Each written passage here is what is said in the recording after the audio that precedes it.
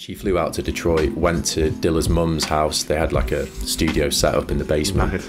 And apparently just wall-to-wall records everywhere. There was this love triangle, or love square, between Erykah Badu, J Electronica, the Rothschilds, and the Goldsmith family from like the Conservative Party. It's just like, what? If I was at a party and somebody asked me what type of music I liked, I would never answer, oh yeah, I'm a big fan of neo soul.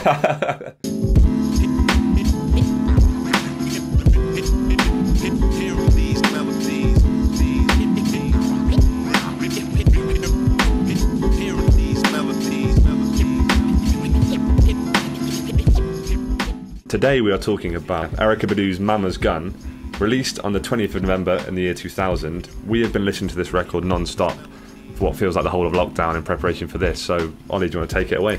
Yeah, so I mean, as usual, we're going to start the podcast by looking at the year in which the album was released. I was actually smiling to myself a little bit when I was reading through some of the albums this year.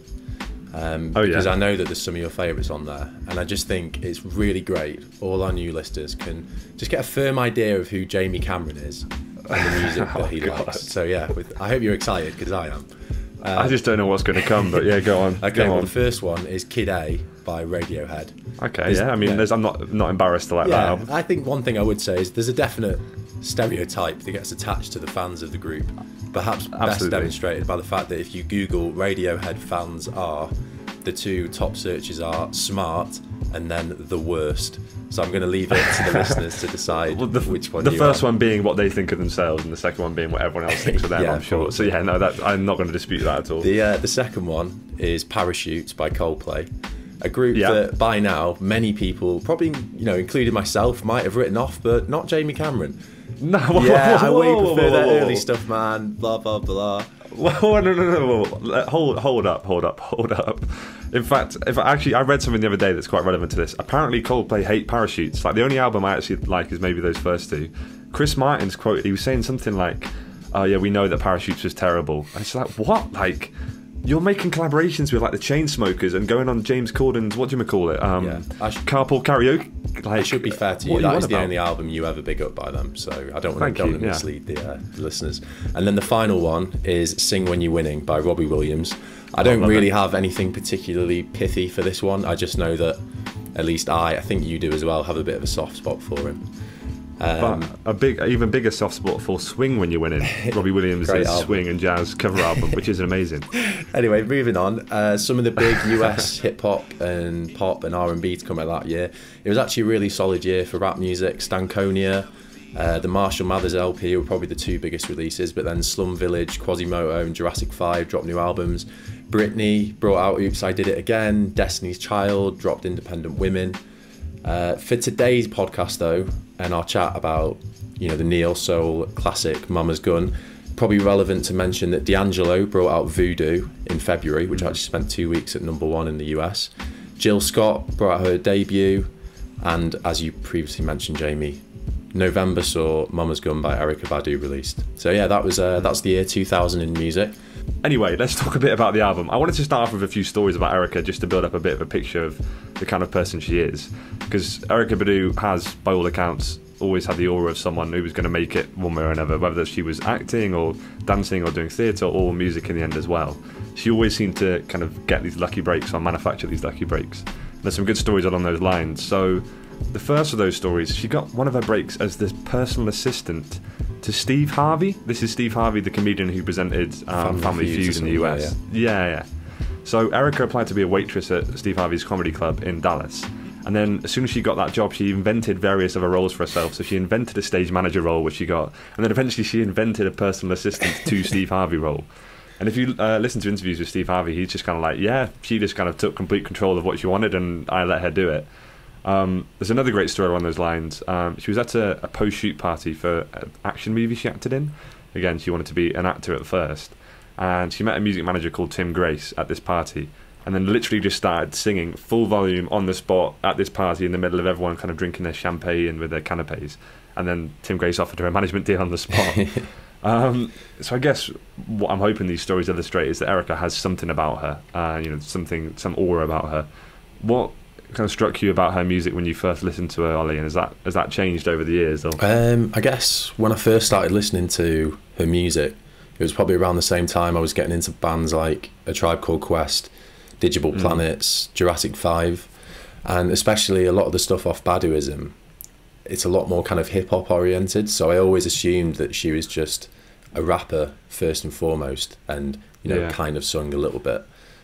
Which she was to an extent, right? She was MC Apples when she first came up. But now I'd probably have it the other way around. I'd say she's a singer first and foremost, and also does rap now and again. But yeah, it's only when I started moving on from Baduism that I realised how stunning, how powerful her voice is. And I think Mama's Gun is probably the best exhibition of that, to be honest. On some of the songs, her voice is incredible, and I definitely didn't know at first that she had that kind of range, I guess. So you kind of get at that, Ollie, like coming into Mama's Gun, Erykah had only released Baduism, and that album is quite minimalistic at the end of the day, isn't it? It's produced and written entirely by her and her cousin Robert Free, and when they tour that album or play live at the beginnings of their career, it would be two of them sat on stage. They would literally just play the instrumentals, which were pretty much hip-hop beats that Robert Free had produced, in the background, and then she would sing or rap over the top, the old play pause trick on at the back on the turntables. And if you listen back to it, it's pretty bare. Like, it's a drum tack, some piano chords, and then maybe a sample and Erykah's voice. Mama's Gun, that completely changed. Erykah was able, now that she had kind of the backing of a major label and she had her first album success, she was able to do whatever she wanted, and what she did was bring in a full live band to jam and write with. And this band was not just the Communal Garden band. This was the likes of Pino Palladino, like Questlove, James Poyser, members of the Roots. This was an unbelievable, the creme de la creme, an unbelievable group of musicians. And I mean, you can instantly hear the change in the production style on some of these tracks. Definitely. I mean, even the first, straight off the bat, Penitentiary Philosophy, I never really used to like that song that much. It was always a little bit too rocky for me, but now I really rate it. As you say, complete transformation from Baduism. And I think a lot of the time her voice is so kind of soft and delicate and warm, it can be easy to forget the power that she has. But I think it's maybe 4 or 5 minutes in, she kind of really goes for it, and that kind of made me sit up the first time I heard it, like, wow, this sounds pretty different to what I've known her for. Yeah, she properly unleashes on that track, and it kind of like the instrumentation, right? You now have the live guitars, the live drums, and the live bass work as well. That all feels very raw and kind of analog, I guess you could say. And her voice, she kind of goes with that completely. Whereas in Baduism, she does seem to kind of hold back. She's kind of sitting within her range.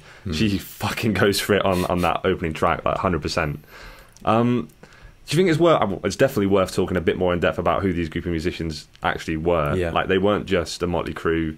The collective was actually self-styled as the Soulquarians. And when you read a list of some of the members of Soulquarians, it's like a who's who of kind of hip-hop around the late 90s, isn't it?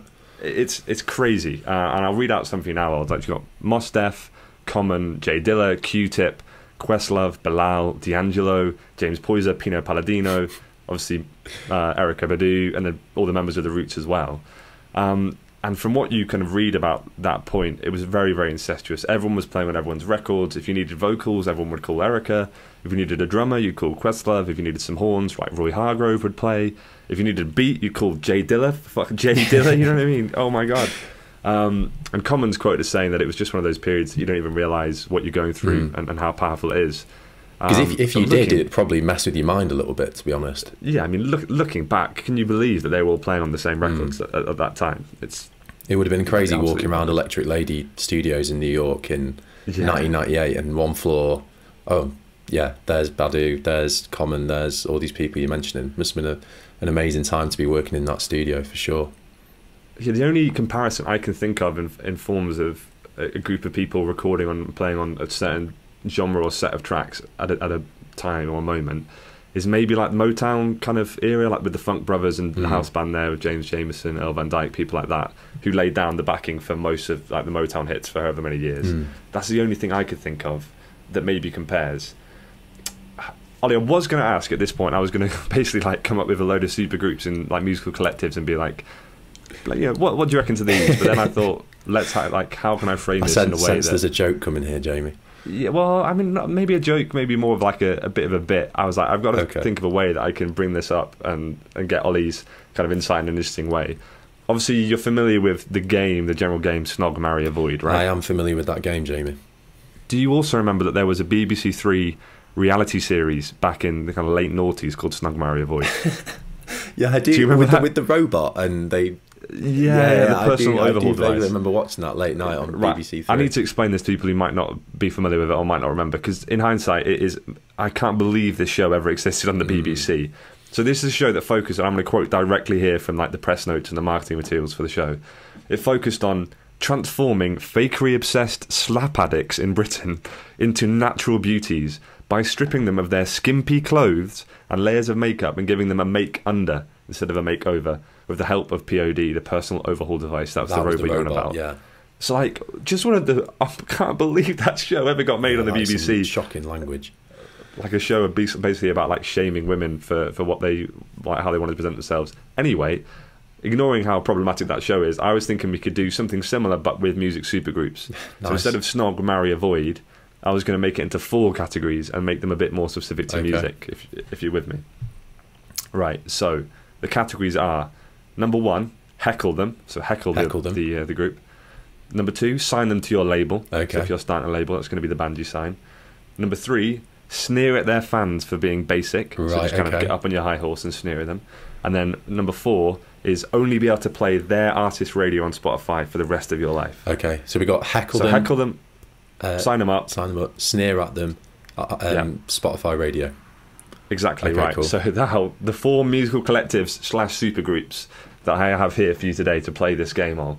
Number 1, The Last Shadow Puppets, featuring, of course, Alex Turner, Miles Kane, and then James Ford from Simian Mobile Disco. That's number 1, Last Shadow Puppets. Sneer at their fans, definitely. Mate, you've not even heard the others yet. Oh, right. Sorry. But it's interesting that you would say that instantly. Number 2 is McBusted, obviously members of Busted and McFly coming together.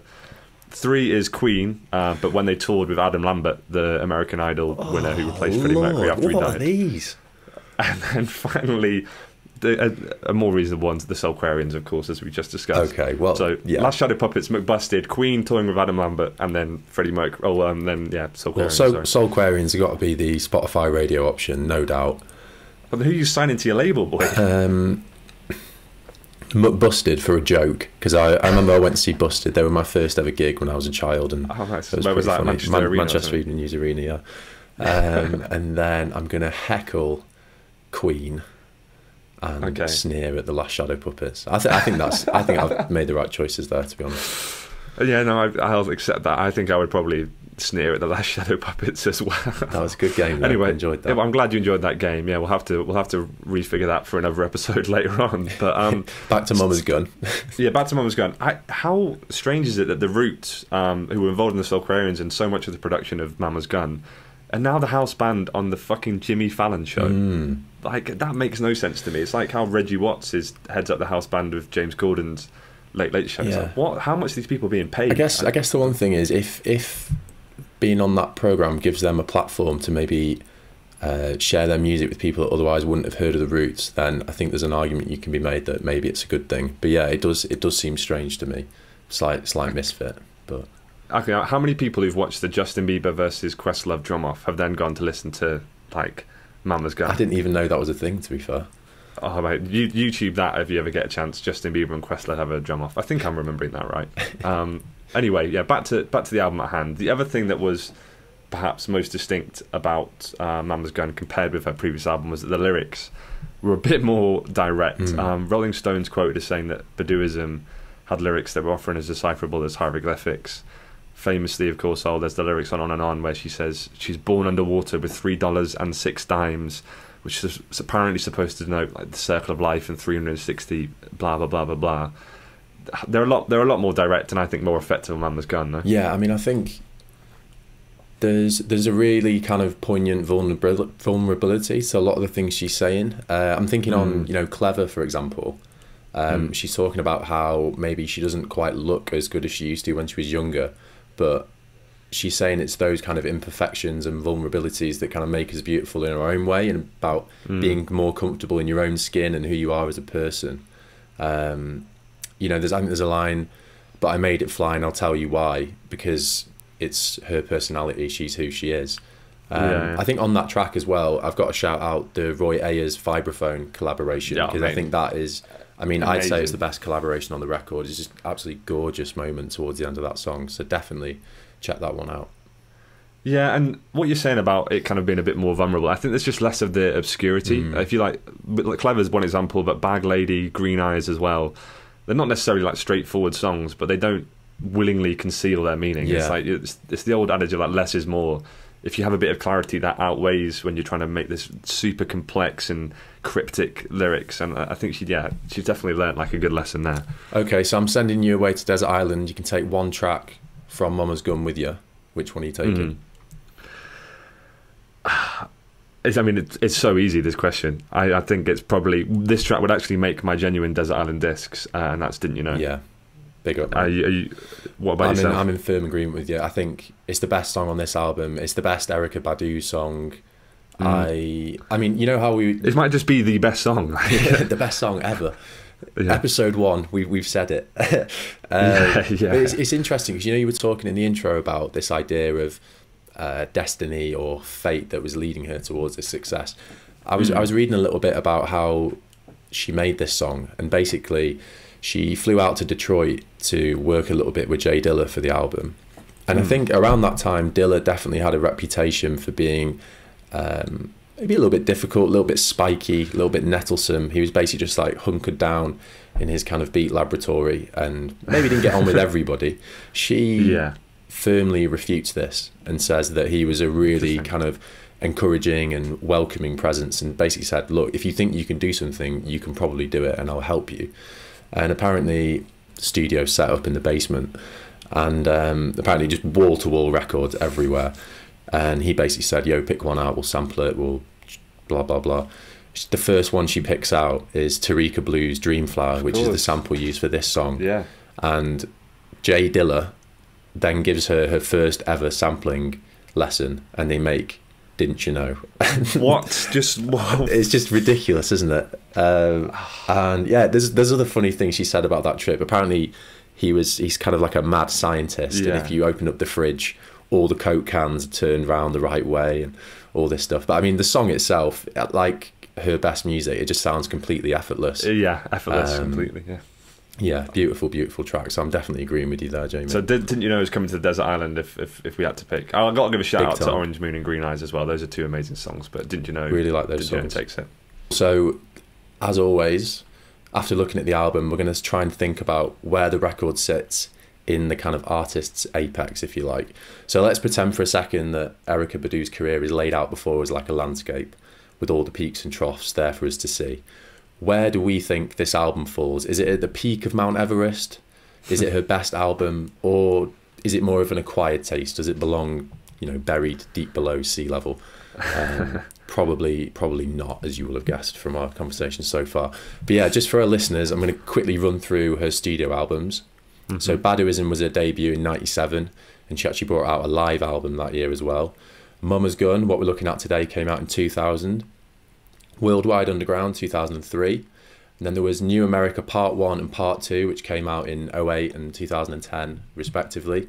And then her most recent effort was a 2015 mixtape called But You Can't Use My Phone. I don't know about you, but one thing that strikes me is, considering she's been recording music for nearly 25 years, she doesn't actually have that many albums. Yeah, she's not prolific, is she? Like, yeah, that is not aimed as a complaint or a dig, because I think we'd both rather take quality over quantity any day. I'd say a lot of musicians are quite focused on having release cycles going all the time these days. So yeah, you're right. It's good to. Because I think that's tied to the fact that she's said herself quite openly that she considers herself a live and performing artist rather than a recording artist, if you like. And one thing I did think about that recently is how the pandemic is going to impact that kind of mindset. Whether, you know, we might see loads of music being released, you know, in the next year or so. But an interesting side note: have you seen some of the shows she was doing during the pandemic? Yeah, well, she was not did not let herself kind of be demotivated by the pandemic. She was still doing live shows, like remotely from her house. Like the whole, what was it called? Like, it was a quarantine concert series. Yeah, like because I think that they started off I think she did a set of 3, and the first one was kind of like, you know, her just chilling on her bed. Yeah. But then by the end of it, they were doing it in these, all the musicians were in these massive plastic bubbles, kind of like big zombie balls. It's called Live from the Badubatron, I think she did. Yeah, and then she was charging fans to watch it, and she did it a couple of times. If those later ones, the production value is staggering. It's like, how during a pandemic has she managed to get, because I'm not sure if you saw this all, but there would be she'd have like multiple rooms. So there was a black and white room she'd play in, where the band would do bossa nova covers of her tracks, which are all sounded amazing. And then at the end of the song, she'd be like, that's from the bossa nova room, now let's go to the futuristic room. And then they'd all go into like a different one of these weird like pods. Like, she like deserves so much credit for keeping stuff fresh during the pandemic in a live sense, for sure. Yeah, mate, I definitely need to check these out, actually. But yeah, sorry, going back to Apex, I think I've got an idea of what you're going to say. Yeah. But who knows, maybe you'll surprise me. Where do you think Mama's Gun sits in Erykah's career? Okay, so let's like kind of try and take each one as it comes. So like Baduism, obviously an amazing album, but I think the first 7 songs on that album are clearly the really strongest. Strong. Like after Next Lifetime, it does drop off a bit. Drop off a little bit. Exactly.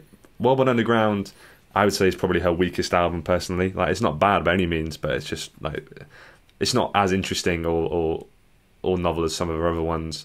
New America Part 1 and 2, I really like New America Part 2. I think that's an amazing, amazing album. Really good. And then, but you can't use my phone. I also really, really rate. Like, I know you might be a bit surprised about that, but if you want to talk about a little bit how Neo Soul was, she made it in like 2 weeks, didn't she? Yeah, the mixtape, with some like little grubby looking completely unknown producer from Dallas. She's always very big on kind of promoting people from her hometown. But I love that album. Like, surely to you, Ollie, that's like a pretty all natural... the bedroom DJs out there, take inspo big time. Yeah, you could be on the next Erykah Badu album. Well, they don't need any encouragement, mate. They really don't. Stop spamming me your SoundCloud stuff, please.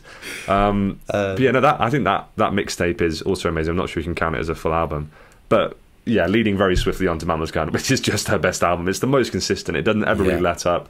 There's maybe 2 duddish songs you could argue, but the instrumentation, the productions, it's so lavish. I think it's the peak of her songwriting. I mean, maybe she's got like another classic album in her, like later in her career, kind of a Black Star kind of thing. What do you reckon? I hope so.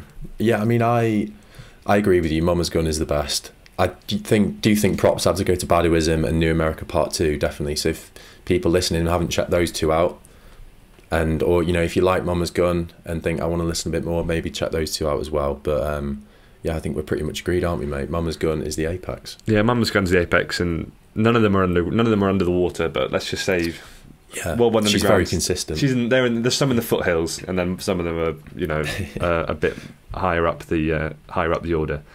I don't know if we're going to be able to keep these geography metaphors going for 10 episodes. Yeah, well, eventually we'll run out. I mean, bring in Oxbow Lakes and whatnot. Yeah, we'll probably run out of geography metaphors before we run out of Rakim lyrics, to be fair. So that's true. Yeah, that's true. Right, let's move on to the next segment. This one is called Alternate Cuts. So in this part of the podcast, we try and engage with some of the major criticisms that surround the artist or the album and reflect a bit on how our enjoyment of the record might be affected. So we'll occasionally throw out our own alternate cuts or alternate thoughts on how the album relates to wider culture, and then see whether there's anything that this record really forces us to reconsider. So for this, I wanted to talk a bit about some of the critical work that surrounds the album, and most of the writing about this album looks at it through the lens of the neo-soul movement or scene or genre, whatever you want to call it. So Erykah says herself that her 2 main influences were soul music and hip-hop.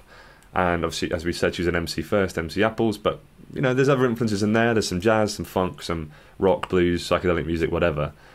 Considering how broad neo-soul is under those conditions, like all the things it contains, is it a meaningful phrase for you? Is it useful? Like, what do you think these kind of genre designations represent, really? I don't find it particularly useful. I think if I was at a party and somebody asked me what type of music I liked, I would never answer, oh yeah, I'm a big fan of neo-soul. I'd say, oh yeah, true. I like listening to Erykah Badu. I've been listening to D'Angelo recently, quite liking that. I think maybe for those who don't know, the phrase neo-soul was coined basically by, it was an A&R label guy, wasn't it? Called like Kedar Massenberg. Kedar Massenberg, right? Yeah, he was the kind of architect behind her whole career, and he came up with it, yeah. And he, I guess, branded his kind of collection of artists as neo soul as a kind of marketing tool. Do you think that would be fair? No, that's absolutely fair. Yeah. So I mean, looking at the phrase itself, I think the word neo is quite key, because I feel whenever journalists or labels or media want to try and gas up a new up and coming artist, the literature and chat always revolves around this musician channels the spirit and talent of the old masters, but he's putting a modern, different spin on things, kind of like the spiritual handing over of the baton. Yeah, well, people love to do that kind of stuff, don't they? And that's not just music. I mean, that's sport, arts, anything. I'm thinking, for example, I watched a Boiler Room video the other day with the late great Tony Allen and Moses Boyd talking about Afrobeat, and there's clearly the same thing going on there. Or, you know, if it's the success of bands like Fontaine's DC and people saying, oh, post-punk is back, these are the new four. Oh, did I tell you this? I had a guy who came up to me in a pub and tried to convince me that Fontaine's DC were the new full. Did I tell you about? I don't get that. I don't understand the comparison. It's just lazy media chat. It's like any band that ever has any like backing vocals, quite prominent in their music. People will just be like, "Oh, the Beach Boys are back." It's like, well, like, really? You know what I mean?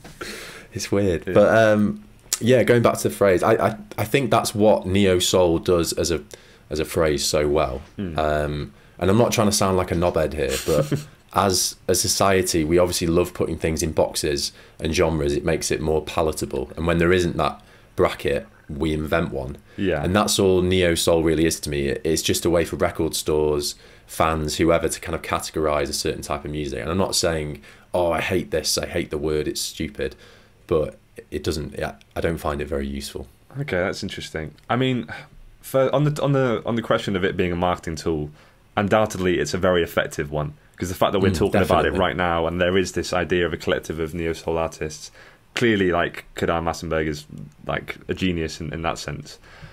I think it has a bit of value. I do get a bit frustrated when people dismiss these things entirely.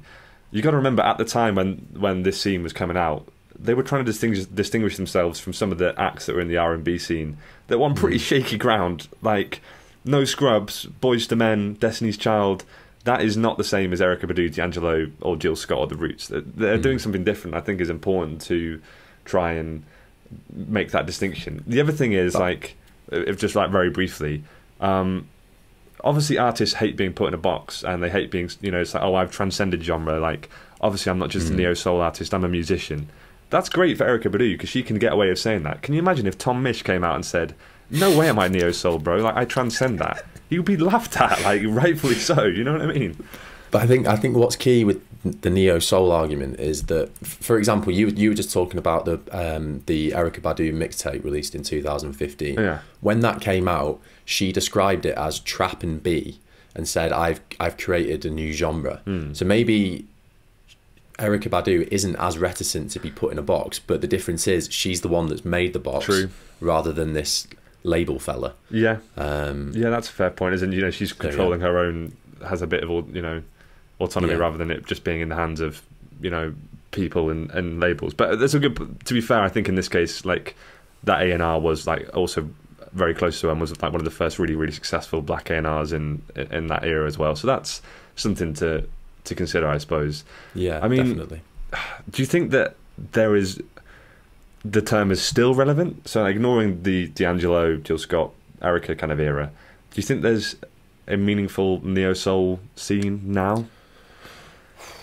I mean, I don't really know, man. I'm not a massive Tom Misch fan, so I'm probably not the person to be commenting. I mean, I think one thing I would say is, with those types, with like the Tom Misches of the world, the Jordan Mackays, I think ultimately, if you're going to describe them as neo soul, then it's just quite a weak distillation of the kind of people that were, you know, popular back in the 90s. Yeah, like Erykah, like D'Angelo, like Jill Scott. So, you know, if anybody said, oh yeah, there's this great neo soul album that came out last week, I don't know, maybe wouldn't have such interest as if it was a Jill Scott record, for example. I agree. I mean, maybe that's pretentious. No, I think you can put. I think maybe like the UK jazz scene more broadly is like maybe carrying that mantle to an extent.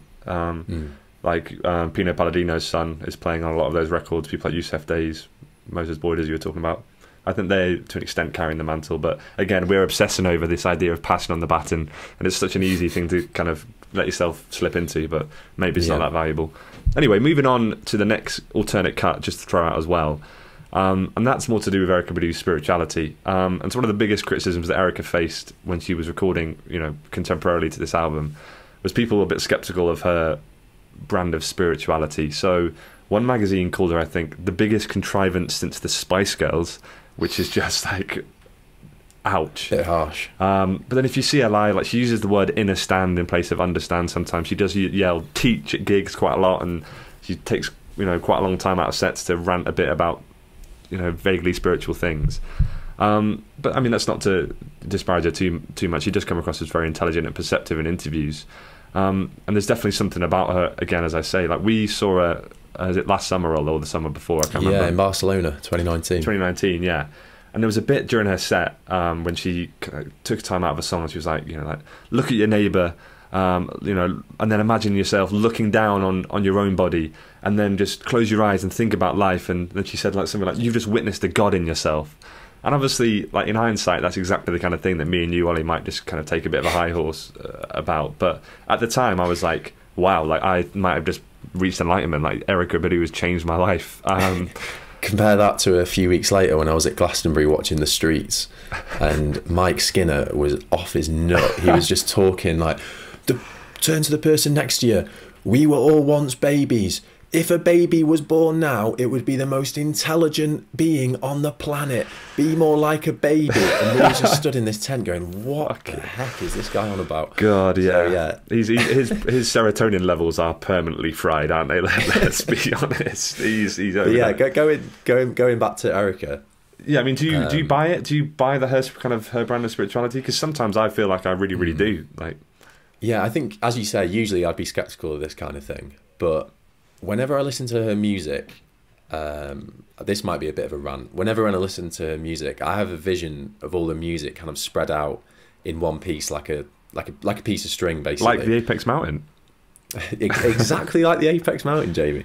And everything that's happened or is happening is kind of informed by things that have happened in the past. And I think this is in part down to the fact that she samples herself quite a lot from record to record. True. Which is obviously a really important part of hip hop, the idea that you can reference past songs, musicians, whatever. But yeah, I think Erykah is a really active participant in that, and there's a growth lyrically that comes as a result of it. So I'm thinking the track "And On" on Mama's Gun, for example, references "On and On" from Baduism, but she's basically kind of taking the piss out of herself a little bit and saying, you know, on the last song I wasn't really making much sense, but now I'm going to be trying to be a bit clearer. She's definitely self-aware, isn't she? Like, I don't want to give the impression that her spirituality is completely like up in the clouds. She's very self-aware.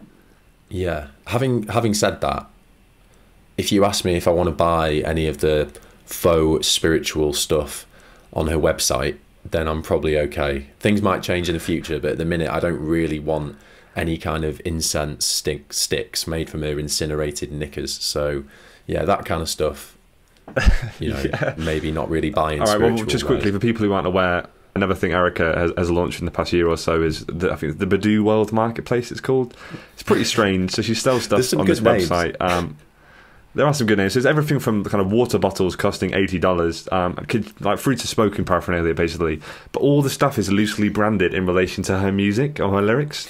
So there's stuff like Cypher keeps moving like a rolling paper, and it'll just be rolling papers. Or Cypher keeps moving like a rolling tray, and there'll be a tray to like roll joints on. And it's like, what? These products are strange. But yeah, as you referenced, Ollie, the weirdest one she probably sells is the Badu Pussy incense. And I can read you the product description. I've got it up right here. It's: "We got the hottest pussy in the market. We're sharing our highly discussed Badu Pussy premium incense, which was created with the ashes of Badu's underwear."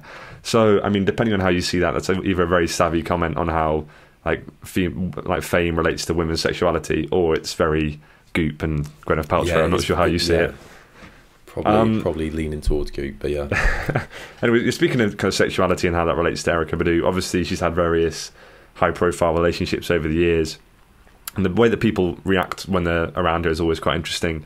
She's on Sway in the morning, and Sway tries to graft her so hard, and she just very casually and confidently passes it off.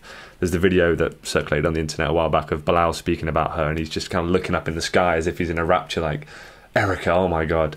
But then she's also had some very high profile relationships. Jay Electronica, Andrew 3000, of course, the DOC, Common as well.